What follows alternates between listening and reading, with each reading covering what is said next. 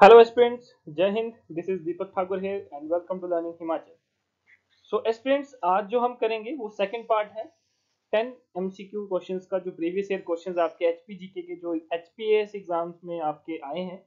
आज जो हम क्वेश्चन करेंगे, हम 2021 में जो आपका एग्जाम हुआ था एचएस का, उसमें जो क्वेश्चंस आए थे आपके एचपीजीके के, उनको जो है आज हम डिस्कस करेंगे। अप्रोक्सीमेट 10 क्वेश्चंस आज हम डिस्कस करेंगे और विद एक्सप्लेनेशन जो है वो हम यहाँ पे आज डिस्कशन जो है वो करेंगे। तो देखिए स्टूडेंट्स, अगर हम चलें अपने फर्स्ट क्वेश्चन की तरफ, तो हमारा फर्स्ट क्वेश्चन है the Jat tribe of Himachal are followers of which of the following religion. तो देखिए, सबसे पहले आपको पता होना है कि ये जाट्स जो हैं ये मेनली कहाँ से बिलोंग करते हैं। ये जो रहते हैं, they live in area of Pangi, ठीक है, एंड चंबा। मतलब कि पांगी जो डिस्ट्रिक्ट चंबा में है, यहाँ पे जो है वो ये कम्युनिटी जो है वो रहती है, ठीक है। मेनली जो इनका इनकम होता है वो आता है आपका mainly agriculture and wool trade से, ठीक है। ये अपना जो इनकम, जो इनकी दिनचर्या, जो ये पैसा कमाते हैं वो पैसा कमाते हैं ये एग्रीकल्चरल वर्क से एंड वूल ट्रेड, ठीक है। अब अगर हम बात करें इनके रिलीजन की, तो ये जाट ट्राइब जो होते हैं वो मेनली कहाँ से होते हैं, बुद्धिस्ट होते हैं ये। तो अगर हम रिलीजन की बात करें तो they are Buddhism, they are follower of Buddhism, ठीक है। बौद्ध धर्म को जो है वो ये फॉलो करते हैं, ठीक है। और कहाँ पे बिलोंग करते हैं, ये पांगी एंड चंबा वाले एरिया में। चले आगे। क्योंकि यहाँ पे बोला है कि सुल्तान, यहाँ पे आपने बताना है कि कौन सी स्टेटमेंट जो है वो सही है, ठीक है। तो सुल्तान मोहम्मद गजनी अटैक नगर 14 1009 एडी, तो बिल्कुल सही है, क्योंकि सुल्तान मोहम्मद गजनी जो थे उन्होंने नगरकोट फोर्ट पे अटैक किया था 108 और 1009 एडी के बीच में। तो ये स्टेटमेंट आपकी बिल्कुल सही है। सेकंड की अगर हम बात करें तो in 1339 the Nagarkot expedition was led personally by Sultan Mohammad Tughlaq. तो देखो, नगरकोट एक्सपीडिशन जो थी वो लेड तो सुल्तान मोहम्मद तुगलक ने ही करी थी, बट 1339 में नहीं करी थी, ये आपकी 1337 में करी थी, ठीक है। तो यहाँ पे आपकी डेट जो है वो गलत है ना, ईयर गलत दिया हुआ है। तो 1339 की बजाय यहाँ पे क्या आएगा, 1337। ये स्टेटमेंट आपकी रॉन्ग होगी। नेक्स्ट चले। इन 1348 एडी राजा पूरबचंद रिकवर्ड कांगड़ा फोर्ट। देखो, यहाँ पे बात करिए राजा पूरबचंद की, तो यहाँ पे अगर बात करिए राजा पूरबचंद की, तो आपको पता है राजा पूरबचंद ने जो अपना एरिया था जसवां, वो फाइंड आउट किया था 1170 के आसपास। देखो यहाँ पे 1348 और 1170, तो मतलब कि आपका तो टाइम गैप ही मैच नहीं हो रहा है ना। तो यानी कि ये स्टेटमेंट भी क्या है आपकी, गलत है। उसके बाद है after Amir Timur's return Harichand sent the throne of Kangra in 1405 AD. तो ये वाली जो स्टेटमेंट है आपकी, ये आपकी करेक्ट है कि यस, तिमर रिटर्न के बाद जो हरिचंद थे, राजा हरिचंद, उन्होंने जो थी कांगड़ा की गद्दी संभाली थी 1405 एडी में। तो यानी कि फोर्थ स्टेटमेंट सही। तो यानी कि फर्स्ट स्टेटमेंट और फोर्थ स्टेटमेंट आपकी जो है बिल्कुल करेक्ट है। तो इस हिसाब से आपका ऑप्शन नंबर डी जो है वो बिल्कुल करेक्ट ऑप्शन होगा। चले आगे। यहाँ पे भी आपने बताना है कि कौन सी स्टेटमेंट जो है वो सही है। तो देखो, सबसे पहले आता है Raja Sansar Chand of Kangra died in 1825 AD. तो देखो, यहाँ पे राजा संसार चंद जो थे कांगड़ा के, ठीक है, वो उनकी मृत्यु हुई थी 1824 में, ठीक है। यहाँ पे 1825 जो है वो आपका गलत ऑप्शन रहेगा।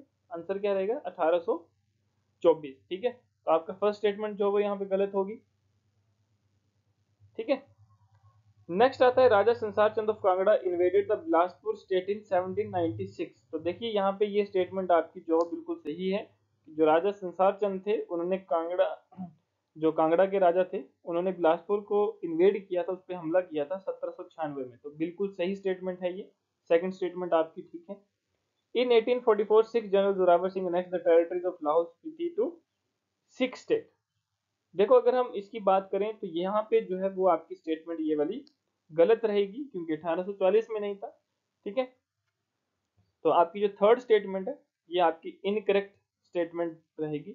अगर हम फोर्थ स्टेटमेंट की बात करें तो on 24 August 1809 Maharaja Ranjit Singh took over possession of Kangra fort. देखो, ये बिल्कुल सही है कि 1809, यानी कि ईयर भी अगर आपने याद रखा होगा, तो 1809 में जो है वो रंजीत सिंह, जो महाराजा रंजीत सिंह ने, उन्होंने कांगड़ा फोर्ट को पोसेस किया। They took over possession of Kangra fort. तो यानी कि आपकी सेकंड और फोर्थ स्टेटमेंट सही है। इस हिसाब से आपका ऑप्शन नंबर डी जो है वो बिल्कुल करेक्ट रहेगा। क्लियर है फ्रेंड्स, चलिए आगे। देखो नेक्स्ट आता है आपका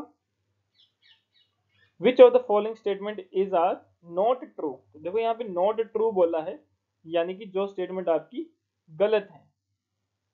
ठीक है, तो अगर हम बात करें प्रांगला पास की, यहाँ पे अगर आपको दिया है कि ये पास जो वो लाई करता है between Kinnaur and Lahore, but देखो अगर आपको पता है कि जो प्रांगला पास था वो एंशियंट ट्रेड रूट था किसके बीच में, स्पीति एंड तिब्बत के बीच में।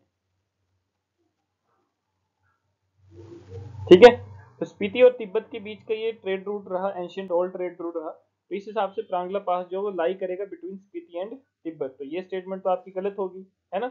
उसके बाद आता है आपका यहाँ पे स्टैंडिंग स्टेटमेंट की अगर हम बात करें तो Manirang is the highest peak of Chamba. तो देखो यहाँ पे मनीरंग हाईएस्ट पीक तो है बट वो चंबा का नहीं है। मनीरंग जो आपका लोकेट करता है वो एग्जैक्ट लोकेशन जो है वो बॉर्डर बनाता है किन्नौर और स्पीति डिस्ट्रिक्ट, यानी कि किन्नौर और लाहौल स्पीति डिस्ट्रिक्ट के बीच का जो है ये बॉर्डर है। ठीक है, यहाँ पे ये एग्जिस्ट करता है तो यहाँ पे चंबा नहीं आएगा, तो ये स्टेटमेंट भी आपकी गलत होगी। थर्ड स्टेटमेंट आती है Kalicho is the famous lake of Chamba district. तो देखो Kalicho is the famous lake and Kalicho एक पास भी है, लेकिन वो चंबा डिस्ट्रिक्ट में नहीं है, वो कहाँ पे है आपका लाहौल स्पीति में, लाहौल वैली में जो है वो एग्जैक्टली ये लोकेट करता है, तो यानी कि थर्ड स्टेटमेंट भी जो है वो आपकी गलत है। अगर हम फोर्थ स्टेटमेंट की बात, ठीक है, तो फोर्थ स्टेटमेंट आपकी है Chaubia pass lies between Ladakh and Lahaul. तो देखो चौबिया पास जो है वो आपका लद्दाख एंड लाहौल के बीच में नहीं है, इनफैक्ट चौबिया पास जो है वो आपका चंबा और लाहौल के बीच में पीर पंजाल रेंज में, किसके बीच में, चंबा एंड लाहौल के बीच में, कहां पे है ये, पीर पंजाल रेंज में, तो इस हिसाब से ये स्टेटमेंट भी गलत। तो यानी कि सारी स्टेटमेंट गलत हैं, तो आंसर क्या हो जाएगा, which are not true. Not true मतलब सभी गलत हैं, तो यानी कि ऑल ऑफ द अबव, सारी ही जो है वो गलत हैं। ठीक है, ये आपका सही रहेगा ऑप्शन, ऑप्शन नंबर ए। चले आगे, देखिए नेक्स्ट है, देखिए तो अगर हम इसकी बात करें तो ट्रू स्टेटमेंट जो है वो आपने बतानी है। यहाँ पे फर्स्ट स्टेटमेंट है Chamba Kullu and Kinnaur are considered the most susceptible of landslide threat. तो अकॉर्डिंग टू जो अगर डिजास्टर मैनेजमेंट की अगर हम बात करें, जो ये चंबा कुल्लू एंड किन्नौर वाला एरिया है, yes these are considered the most susceptible to landslide. यहाँ पे लैंडस्लाइड या भूस्खलन होने का खतरा सबसे ज्यादा रहता है जब भी बरसात का मौसम होता है, बारिश होती है, तो उस टाइम जो है वो ज्यादा जो है वो डेंजर रहता है, मोस्ट ससेप्टेबल है लैंडस्लाइड थ्रेट के लिए। तो ये जो आपकी स्टेटमेंट है ये बिल्कुल सही है। उसके बाद अगर हम बात करें Unnao, Bilaspur, Sirmaur, Shimla and Solan are considered as low vulnerable to disaster threat. Yes, क्योंकि देखो ये थोड़ा उन्नाव, बिलासपुर, सिरमौर वाला ये शिवालिक वाली साइड जो आ जाता है, सोलन वाला एरिया है ना, कुछ पार्ट शिमला में है ना, तो ये लो वल्नरेबल है डिजास्टर थ्रेट, यानी कि यहाँ पे प्राकृतिक आपदाओं के लिए जो कम संवेदनशील है। ठीक है, लो वल्नरेबल है डिजास्टर थ्रेट्स के लिए, क्योंकि यहाँ पे देखो अगर हम प्लेन एरिया की बात करें तो यहाँ पे फ्लडिंग की दिक्कत रहती है ना, तो ये सब चीजें जो है वो यहाँ पे इन चार डिस्ट्रिक्ट में चार पांच डिस्ट्रिक्ट में जो है वो देखने को मिलती है। अब थर्ड पॉइंट की अगर हम बात करें तो हम valley of Una district has hardly any natural drinking water source. बिल्कुल सही स्टेटमेंट है आपकी, क्योंकि जो ये वैली है ऊना की, यहाँ पे बहुत ही कम नेचुरल ड्रिंकिंग के वाटर वाटर सोर्सेज हैं। ठीक है, जो फ्रेश वाटर जहाँ पे आए, तो ये स्टेटमेंट इस हिसाब से बिल्कुल ठीक है। नेक्स्ट स्टेटमेंट की बात करें, as per the study of central water board, Kala Amb valley in Sirmaur district has exploited the least underground water. देखो यहाँ पे लीस्ट बोला है ना, तो लीस्ट यहीं पे गलत हो जाता है। ठीक है, क्योंकि ये जो वैली है सिरमौर डिस्ट्रिक्ट में, इन्होंने ओवर एक्सप्लॉइट किया है। ठीक है, ये यहाँ पे लीस्ट की जगह अगर एवर ओवर एक्सप्लॉइट होता तो ये स्टेटमेंट सही होती, बट यहाँ पे लीस्ट बोला है तो ये स्टेटमेंट क्या होगी, गलत होगी। यानी कि एक दो तीन, फर्स्ट सेकंड थर्ड स्टेटमेंट जो है वो आपकी बिल्कुल सही है, तो उस हिसाब से आपका ऑप्शन नंबर सी जो है वो बिल्कुल करेक्ट ऑप्शन है। ठीक है, चले आगे, आगे अगर हम बात करें तो नेक्स्ट हमने जो लिस्ट वन और लिस्ट टू हमें गिवन है, हमने ये मैच करना है, और जो लिस्ट वन में जो चीजें हैं उसका आंसर लिस्ट टू में फाइंड आउट करना है। ठीक है, इस तरह से ये क्वेश्चन हम सॉल्व करेंगे। तो यहाँ पे देखिए लिस्ट वन में आपको ऑथर्स दिए हैं, लिस्ट टू में आपको बुक्स दिए हैं, कि आपने बताना कि किस ऑथर ने कौन सी बुक जो है वो लिखी है। तो अगर हम बात करें हरमन गोइट्स की, हरमन गोट्स ने जो किताब लिखी है उसका नाम है the early wooden temples of Chamba. तो हरमन गोड्स ने कौन सी बुक लिखी है? The early wooden temple of Chamba. ठीक है, यानी कि ए का हो जाएगा सेकंड। फिर आता है डब्ल्यू आर्चर। डब्ल्यू आर्चर ने कौन सी बुक लिखी है?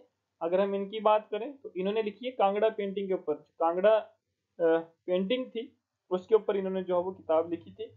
वैसे अगर हम बात करें एम एस रंधावा, तो एम एस रंधावा ने लिखी थी कांगड़ा वैली पेंटिंग। ठीक है, एम एस रंधावा ने जो बुक लिखी थी उन्होंने लिखी थी कांगड़ा वैली पेंटिंग के ऊपर। फोर्थ, जोसेफ चार्ल्स फ्रेंच ने जो बुक लिखी थी वो लिखी थी हिमालयन आर्ट के ऊपर। तो यानी कि ए का आपका सेकंड रहेगा, बी का फोर्थ, सी का थर्ड एंड डी का फर्स्ट। तो आपकी ऑप्शन नंबर डी जो है वो बिल्कुल करेक्ट ऑप्शन जो है वो रहेगा। आगे चलते हैं नेक्स्ट क्वेश्चन की तरफ। देखो यहाँ पे लिस्ट 1 लिस्ट 2 दी है। यहाँ पे आपको सेंचुरीज दी हैं, वाइल्ड लाइफ सेंचुरीज दी है, और यहाँ पे बताना है कि कौन सी जगह में है, कौन सी स्टेटमेंट जो है वो सही है। ठीक है, सबसे पहले दी है बांदली सेंचुरी। ठीक है, तो बंदली या बांदली सेंचुरी कहाँ पे है आपकी? जब आपने इसको अगर पढ़ा होगा ज्योग्राफी में तो आपको पता होगा कि ये सेंचुरी कहाँ पे है आपकी, बांदली सेंचुरी मंडी में। यानी कि ए का जो है वो फर्स्ट ही आ जाएगा। दरन घाटी या दरा घाटी सेंचुरी, दरा घाटी सेंचुरी कहाँ पे आपकी? शिमला में। तो ये कहाँ पे आ जाएगा आपका? शिमला। उसके बाद है गमगुल सियाबेई सेंचुरी। तो गमगुल देखो यहाँ पे जो जगह है गमगुल सियाबेई सेंचुरी। ठीक है, तो गमगुल आपकी आती है चंबा डिस्ट्रिक्ट में, यानी कि यहाँ पे। फिर उसके बाद आता है आपका लिपा असरंग सेंचुरी। देखो लिपा आपने जगह सुनी होगी, लिपा आपकी किन्नौर वाली साइड है। ठीक है, तो आपकी लिपा असरंग सेंचुरी कहाँ पे हुई है? किन्नौर में। तो इस हिसाब से ए का फर्स्ट, बी का थर्ड, सी का फोर्थ, डी का फिफ्थ, यानी कि ऑप्शन नंबर सी जो है वो आपका बिल्कुल करेक्ट ऑप्शन है। आगे चलें, तो आपका जो लास्ट क्वेश्चन है आज का, देखो यहाँ पे आपको बोला है कि which of the following statement is are not correct, जो कि सही नहीं है, about banking system in Himachal Pradesh. तो अगर हम फर्स्ट पॉइंट की बात करें तो यहाँ पे लिखा है As per census 2011, the average population per branch in the state comes to 3129 people। मतलब कि एवरेज पॉपुलेशन जो है पर ब्रांच के हिसाब से अकॉर्डिंग टू 2011 सेंसस, ठीक है, तो वो आता है 3129, 3129 पीपल जो है वो एक ब्रांच, मतलब एवरेज पॉपुलेशन है ये 3129 जो कि एक ब्रांच के अंडर जो है वो आते हैं। तो यानी कि ये स्टेटमेंट जो है वो आपकी बिल्कुल करेक्ट है। लेकिन आपको फाइंड आउट कौन सी करनी है? जो नॉट करेक्ट है। देखो करेक्ट और नॉट करेक्ट में आपने कंफ्यूज नहीं होना एग्जाम में। ठीक है, नॉट करेक्ट जो हमने यानी कि जो गलत है हमने वो फाइंड आउट करनी है। उसके बाद आता है Himachal Pradesh state cooperative bank limited has 217 branches in Himachal Pradesh. देखो आपको बता दूं, जो Himachal Pradesh state cooperative bank है उसकी 218 ब्रांचेस है, यानी कि 217 नहीं है, उसकी 218 ब्रांचेस हैं। तो यानी कि ये ऑप्शन आपका गलत हो गया, ये स्टेटमेंट आपकी रॉन्ग होगी। उसके बाद Kangra district has the highest number of 423 bank branches. तो बिल्कुल सही है, क्योंकि कांगड़ा में आपके तहसील्स भी ज्यादा हैं, कॉन्स्टिट्यूएंसीज भी ज्यादा हैं, तो ऑब्वियसली जो आपकी डिस्ट्रिक्ट है, ठीक है, कांगड़ा डिस्ट्रिक्ट है वो बड़ी डिस्ट्रिक्ट है, तो यहाँ पे बैंक ब्रांचेस जो भी होंगी वो भी ज्यादा होंगी। तो यानी कि आपका थर्ड स्टेटमेंट बिल्कुल सही है। फोर्थ की बात करें, the State Bank of India has been given the responsibility of lead bank of to district Chamba and Lahaul Spiti. तो बिल्कुल सही है, जो स्टेट बैंक ऑफ इंडिया है उसको रिस्पॉन्सिबिलिटी दी गई है, ठीक है, of lead bank of to district, यानी कि चंबा और लाहौल स्पीति में अपना रोल प्ले करने की, एक best role, lead role play करने की। यानी कि आपका फोर्थ ऑप्शन भी, यानी कि फोर्थ स्टेटमेंट भी जो हो बिल्कुल करेक्ट है। तो इस हिसाब से आपका सेकंड स्टेटमेंट जो है वो गलत हुई। तो इस हिसाब से आपका ऑप्शन नंबर डी जो है वो बिल्कुल करेक्ट ऑप्शन जो है वो आपका रहेगा। तो गाइस देखो ये बहुत इंपॉर्टेंट क्वेश्चन थे आपके एचपीजीके के, जो कि आपके एग्जाम में आए हुए हैं। देखो मैंने एग्जाम का ही प्रिंट यहाँ पे आपको लगा दिया है ताकि आपको पता चले कि yes these are the previous years question. तो होप सो आप इनको रिवाइज करो, क्योंकि देखो कुछ क्वेश्चन ऐसे हैं जो आपके रिपीट होते हैं, मतलब डायरेक्टली रिपीट नहीं होंगे बट कहीं ना कहीं चीजों से रिलेट करेंगे वो प्रीवियस ईयर से। तो प्रीवियस ईयर क्वेश्चंस को याद करना, उनको पढ़ना, उनको रिवाइज करना बहुत इंपॉर्टेंट है आपको, अगर एग्जाम की अच्छे से प्रिपरेशन करनी है। और प्रीवियस ईयर क्वेश्चन जो है आपको एक आइडिया भी देते हैं एग्जाम का, ठीक है, और आपको पता चलता है कि यार इस टॉपिक से हर बार क्वेश्चन आता है, तो ये हमने अच्छे से पढ़ के जाना है, ठीक है। तो ये सब चीजें आपकी बेनिफिशियल रहती हैं अगर आप प्रीवियस ईयर पेपर्स को जो है वो सॉल्व करते हो, ठीक है। नेक्स्ट वीडियो में आपको कुछ और क्वेश्चन जो है वो प्रीवियस ईयर एचपीजीके के लेकर आऊंगा, उनको भी डिस्कस करेंगे, हम डिटेल में डिस्कस करेंगे। तो आज के लिए बस इतना ही गाइस, मिलते हैं नेक्स्ट वीडियो में। All the very best, thank you, जय हिंद।